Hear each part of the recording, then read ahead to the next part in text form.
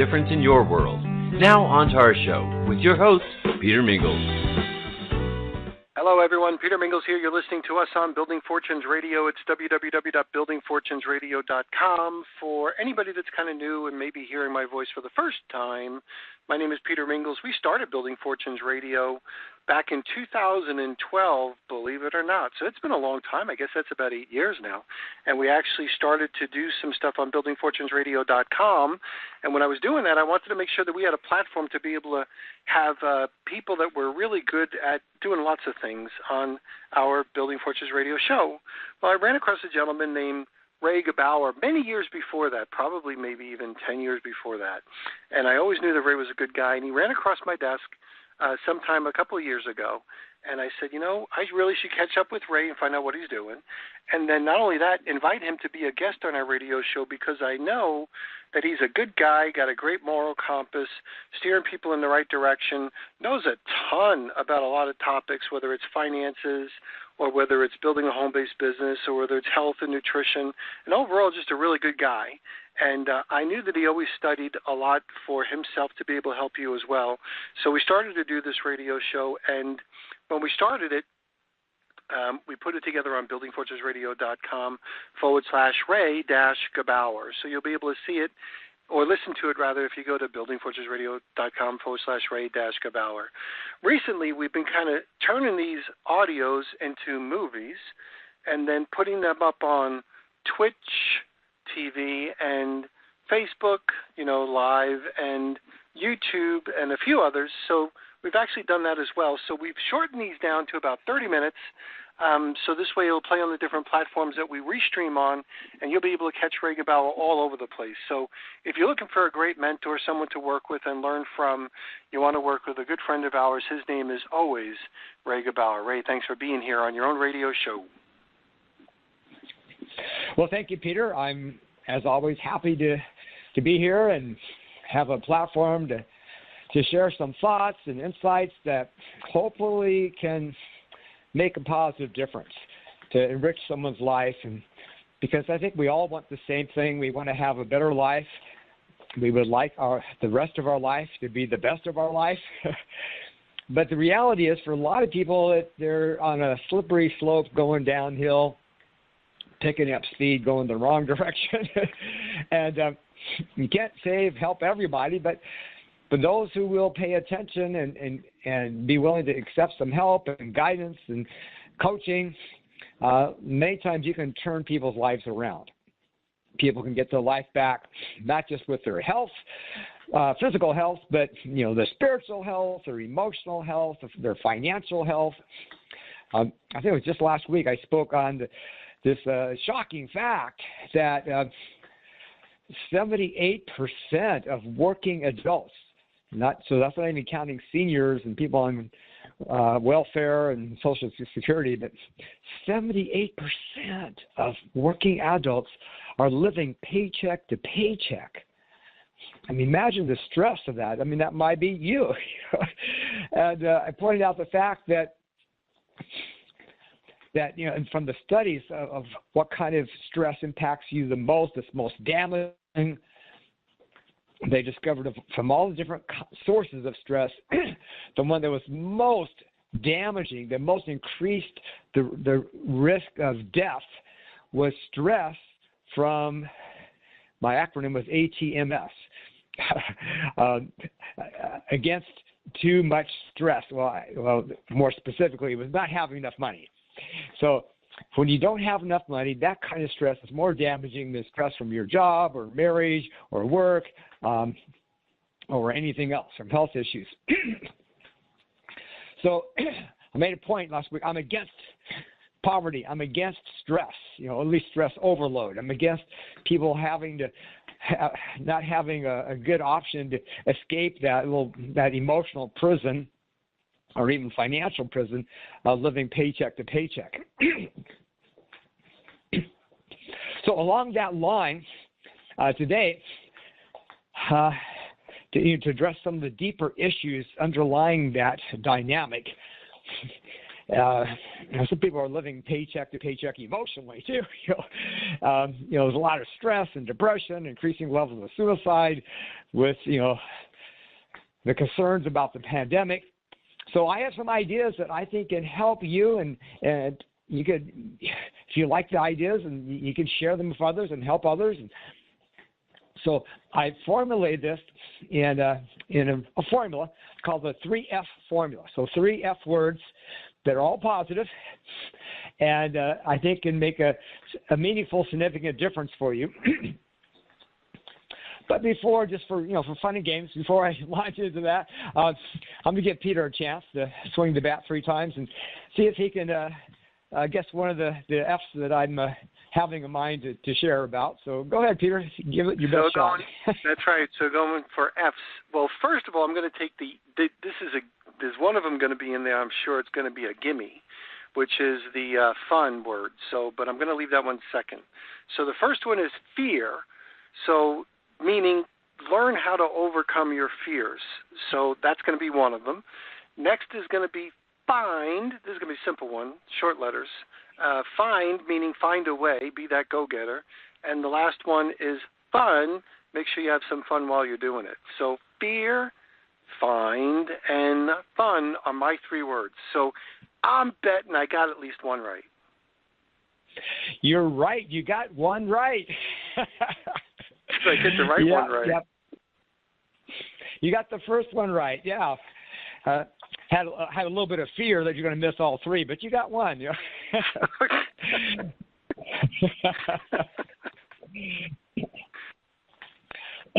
So, without maybe creating too much controversy here, I just want to mention the fact that it's my personal belief. I'm convinced from my research and listening to a lot of doctors that that's a real pandemic. There is a real pandemic, and I would say I've concluded the only real pandemic is fear. Because a pandemic generally means like a lot of people are dying. Like the Black Plague, that 30 to 50% of the population who died in Europe back a long time ago. And the so-called Spanish flu, which is most likely caused by introducing radar, 50 million people died. I mean, that's a lot of deaths. Well, this year, how many more people have died than last year? Actually, less people. So where's the pandemic? So they're just relabeling all these deaths as and calling it COVID-19. But the real pandemic that is very, very serious and very contagious is the fear itself. I know a lot of people like to use the acronym, the fear is evidence appearing real. And in this case, that somewhat applies, I think, but that's not what fear really is. Fear is an emotion, and it has nothing to do with evidence. False evidence can produce fear, or false evidence could produce a sense of security. It could go either way. But so let's dive into this 4-letter F word that's killing so many people. Fear really suppresses your immune system if it's prolonged. Now, ultimately, fear is actually a very good, healthy emotion. There's nothing wrong with fear. It's a natural, automatic response when we anticipate or believe that some kind of pain is on the way. So it's really anticipation of pain that creates the emotion of fear. That's really important because that's what keeps us alive. That's part of our survival. You have to have fear at the right time. In other words, so you can not make stupid mistakes. Like if someone had no fear, then you can just drive through every stop sign, every red light, and go whatever speed you wanted because you have no fear. Well, that'd be reckless and sort of foolish because it's a matter of time you come to a dead stop, right? So you have to have appropriate fear. And even if fear is appropriate, like you're walking down a trail and you see a mountain lion, how are you going to feel? You're going to feel fear. Well, that's good because now you're a little more empowered. You have more adrenaline to hopefully make your escape. So fear comes in useful. But even if in that case, you should have fear, and it's in your favor. But prolonged fear, even if it's for a legitimate reason, is still damaging. It's like too much of a good thing. Like salt. We all need salt. If you don't get enough salt, you get weak. If you don't get any salt, you get so weak that you will die 100% of the time. You have to have salt. But if you have too much salt, that's going to hurt you too. Same thing with fear. In fact, from a biblical perspective, what does it say is the beginning of wisdom? It's fear. It's the fear of God is the beginning of wisdom. It says you work out your salvation with fear and trembling. So there's a proper place and balance for fear, not to have a spirit of fear and live in fear all the time, because that's going to ruin your life. So that's what this concern about the pandemic has done. It's artificially instilled fear in people. And when you have prolonged fear, whether it's a real danger or not, which I don't think it's even a real danger, but that doesn't matter at this point. The point is, prolonged fear is very damaging to your. That leads to anxiety, which is another form of fear, or depression, or maybe even anger. And it leads to a lowered immune system, so you're more likely to get heart disease and cancer. Just like the anxiety from not having enough money, that increases your risk of dying of a fatal heart attack by 13 times. 1,300% more chance of dying of a heart attack from the anxiety and fear of not having enough money. So fear is important and necessary, but it's also dangerous, especially if it's prolonged. So you got to find the balance. It's not, like I said, it's reckless to think, well, you can be fearless. Nobody can be fearless. It's just one of the 5 basic emotions that are important.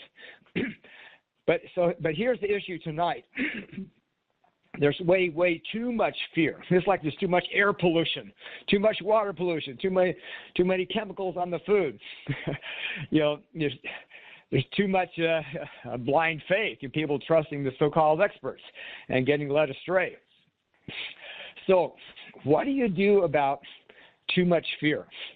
First of all, you have to realize there's nothing wrong with the fear itself, like I said, but it's the right timing and how long it goes and learning how to deal with it appropriately. So if you are caught in a state of fear, whether it's because you're concerned about a virus or you don't have enough money, or it's a relationship or a health issue, say you got cancer, or you have a heart failure, fear is normal and natural, but if you live in fear, it's just going to make everything worse. So where does fear come from? It's an emotion, it's an energy, and it is contagious. If you're around a bunch of people that are happy, you tend to be happy. If you're around people that are depressed, you catch that, you become depressed. If you're around people that have anxiety or fear or worry, that it infects you. So, and you infect others with whatever emotions you have. So it isn't just about yourself, but how you affect others. So part of overcoming excess fear, prolonged fear, is one thing is just associate more with people who don't have fear, and that will automatically diminish your own fear.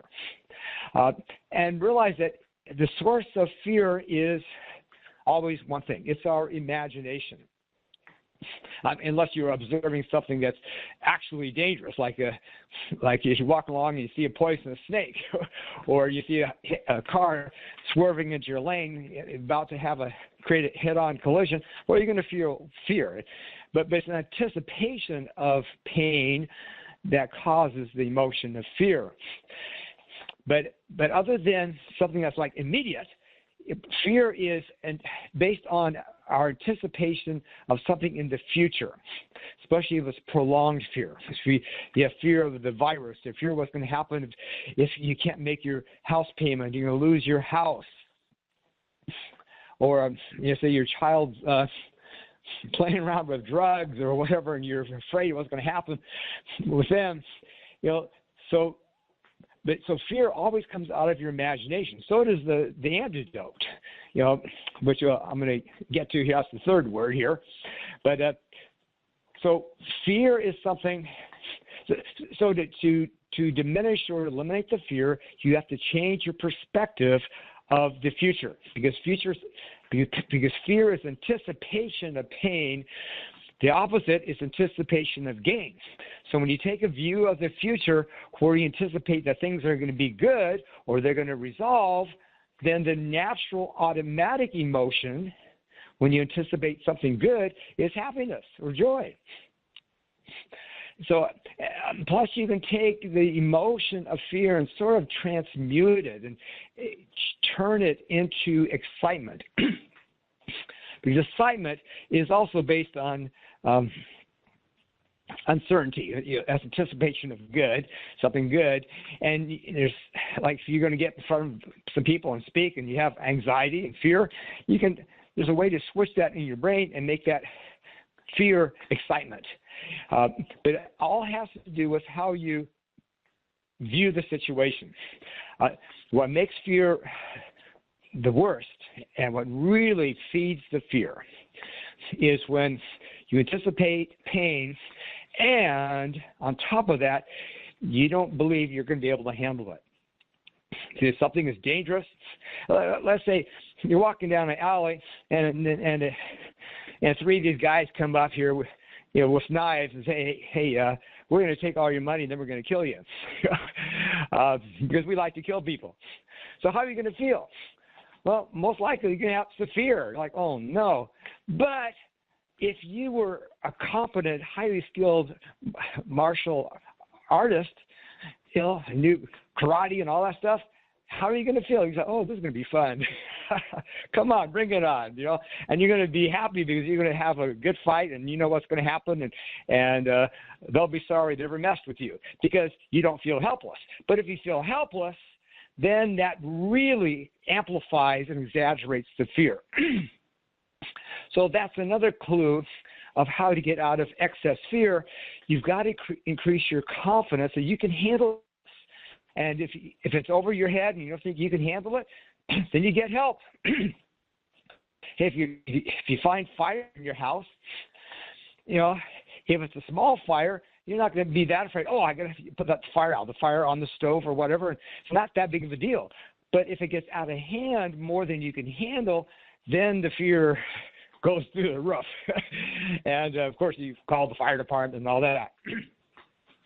Okay, I spent too much time on the first letter, fear. But anyway, so let's go to the second word, which is somewhat related.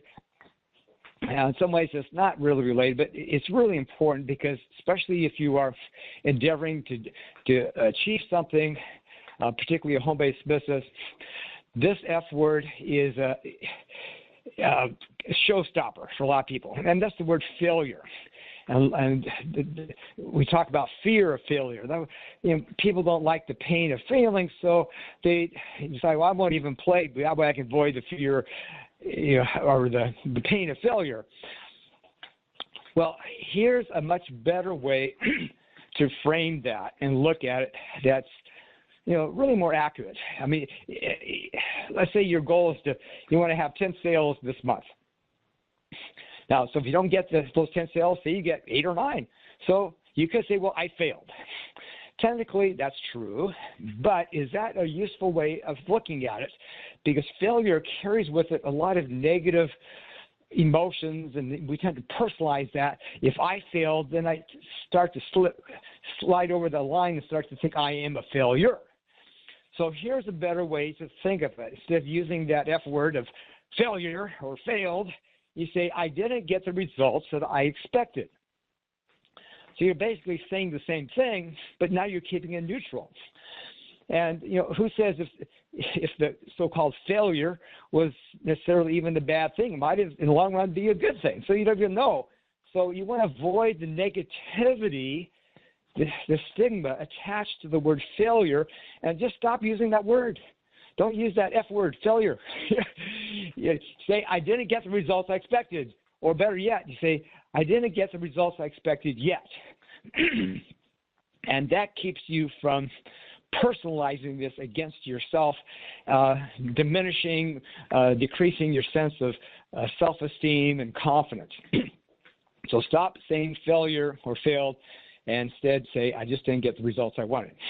And when you succeed, it's the opposite. When you succeed, you say, well, I got the results I wanted. So let's move on, since I have limited time, to the third word here. And by the way, a lot of failure or not getting the results that you want is fueled by fear, because people are afraid to try because they anticipate the pain of not getting the results that they want. So the fear of failure, not getting results, is part of why people don't get results, because they don't try or they give up too soon. But anyway, let's move on to the third word. This is the most important word, because this is really the answer to the problem of too much fear or inappropriate fear. It's basically the opposite of fear. Fear is anticipation of pain. Well, it's not anticipation. It's the emotion that comes from anticipation of pain or loss. The antidote, which is the opposite, is anticipation of gain instead of pain. And so the best word I like to use to describe that is faith. Not faith in a religious or spiritual sense, but faith meaning confidence or belief. Like if you sit down on a chair without thoroughly checking to make sure it's solid and holds you up, we call that faith. So you're anticipating something good is going to happen. In that case, you're anticipating the chair is going to hold you up. So, when you go to the airport to get on the flight to Hawaii, you anticipate, gain that, you'll be able to get on the plane. It's going to get there where you want to go and soft landing, and it's going to be a good time. So that's faith, when you anticipate something good. So when you anticipate something good or gain versus pain, that automatically creates the opposite emotion from fear, which is joy or happiness. So if you are already into fear or anxiety or worry, the way to get out of it is to switch your perspective from anticipating the pain to anticipating the gains or something good. In fact, there's a very popular verse in the Bible, Romans 8:28. It says that God is able to make all things work together for the good for those who love Him. And so that's what faith is. It's anticipating things getting better. Now, do things always get better? No, sometimes they just keep getting worse for a while, and it's like a test. And what doesn't kill you can make you stronger. But in the long run, even though it may still be getting worse and you still may lose your house, you got to stand in faith versus in fear. The scripture says God has not given us a spirit of fear. That's a mindset of fear, but of power, love, and a sound mind. So we want to be coming from a position or posture of faith or confidence. That's the same thing. Or optimism, which is, I think, the same thing. Optimism is a view of the future, like an optical lens. That means viewing, something seeing. So it's seeing the future using your imagination, but viewing it, anticipating good. So both fear and faith come from the same source, our imagination. We anticipate something. We see something in our mind before it happens, and we come to a conclusion it's going to be good or bad. And if we anticipate something bad, especially if we think it's more than we can handle, then there's a lot of fear. But if you anticipate this is going to be good, like when I was in high school, I was on the wrestling team. I love wrestling. But if I was going to a wrestling match and I saw this guy, like, oh man, this guy's just going to crush me.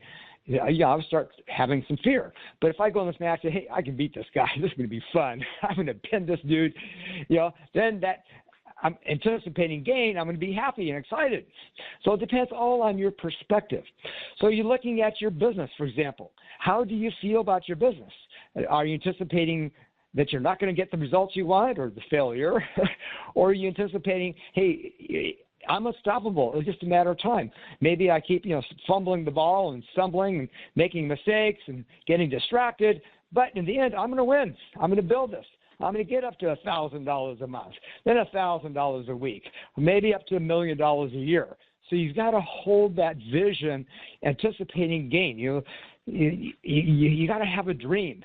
And then, of course, you have to act on it. So the other thing about faith that I think fakes people out is fake faith.